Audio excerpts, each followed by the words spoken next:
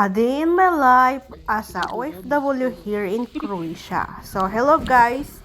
Ito pala yung work ko as a farmer dito sa Croatia. So, ngayon nandyan kami as you can see, nandyan kami sa malawak na farm. So, ayan yung tinatanim namin. Mga Christmas tree yan siya na yung totoong Christmas tree. Ayan yung tinatanim namin. So, Evidence. yung dalawang lalaki, sila yung magtatanim. Kami yung magtatabon ng lupa. Ayan.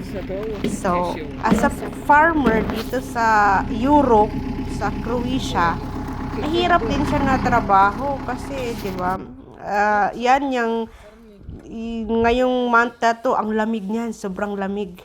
Kaya sinisipon ako, pero nandyan kami sa labas, na sa farm kami nagtatanim ng ganyan, yung Christmas tree na tinatanim namin. So, tinanong ko yung naka-pink boss ko yun.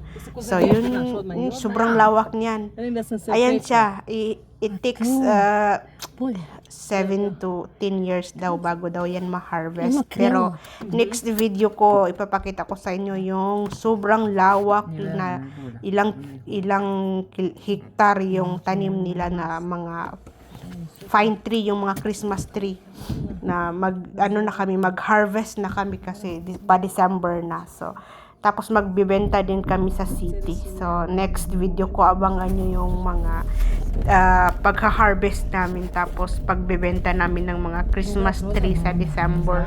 So, ayan, yun yung tinatanim namin. So, lahat ng yung wide na malawak na na yan na kalupaan sa kanila yan. So, pag meron pa dyan, ayan pa. Uwi na kami niyan, tapos na kami magtanim. So, as you can see, yung makita nyo, Christmas tree din yan, fine tree yan, ayan. Sobrang lawak sa kanila din yan. Halos lahat ng lugar na yan, parang lupa nila ata, ayan. Ganyan kalawak yung pine treehan nila na binibenta. Ayan pa, sa dulo. Ayan, so, tapos na kami niyan magtanim, nakasakay na kami ng sasakyan, pauwi na kami sa yung pinaka namin na farm plantation, pero hindi na ako dumiretso sa plantation ng yung nandun kami nagtatanim kasi madadaanan namin yung bahay namin bago yung plantation, kaya nagpa-drop na lang ako. So ayan, makikita nyo yung mga bahay, ganyan lang siya. Wala kasi ako sa city. Nasa Croatia ako, pero malayo ako sa city, nasa province. So as you can see naman, makikita nyo ang lawak ng mga farm. Ang tinatanim dyan, kundi palay, hindi siya palay, mais siya. Tapos kung hindi mais, mga yung ginagawang flour. So ayan, ganyan farming mostly, kasi ang mga tao dito sa lugar namin is farming talaga. Farming yung kinabubuhay nila. Ayan. Tapos puro kahoy, 'di ba? Ang tawag ng forest dito is shuma. So pag taglamig, katulad ngayon, taglamig na, namumutol yung mga tao sa forest ng kahoy kasi hindi naman siya illegal. So, namumutol sila, pero binabayaran din nila yon sa gobyerno kasi yung lupa na yan sa forest, sa gobyerno ang may-ari niyan. So, ayan. Sobrang lawak, lahat na makikita nyong farm, ayan. Paisan yan. So, na-harvest na. Yan, diba? Lawak. Pero kasi, hindi naman kasi tao ang nagtatanim dito eh. Mostly kasi machine. Tawag nila robot. Yung matik na ba, diretso na. Pati ang mag-harvest, na rin, tractor na rin ang mag-harvest. Ganon. So, autumn na dito. So, pa-winter na kasi taglamig na talaga. So, makikita nyo mag-change na yung kulay ng mga dahon ng kahoy. Nag-yellow na siya, yung iba red. So, ayan. So, makikita nyo mais pa yan, no? Hindi pa na-harvest. Diba? So, probinsya talaga dito.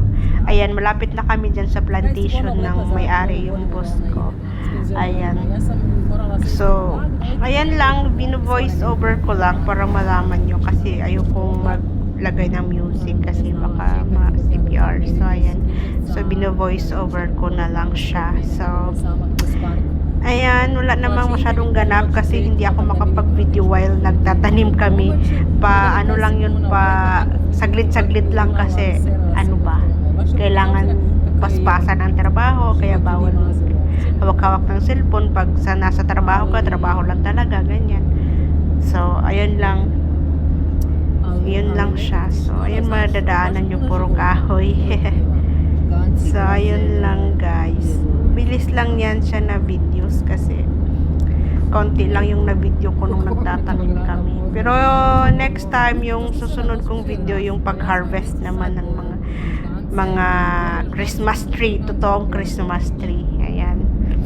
'Di ba? Yan yung life ko dito as a OFW na nagtatrabaho sa bansang Croatia. Nasa Europe yan ha, pero as you can see naman, ayan yung lang yung mga bahay nila. So, malapit na kami niyan. Malapit na kami sa bahay. O-off ko na din after. So, thank you for watching guys. Please,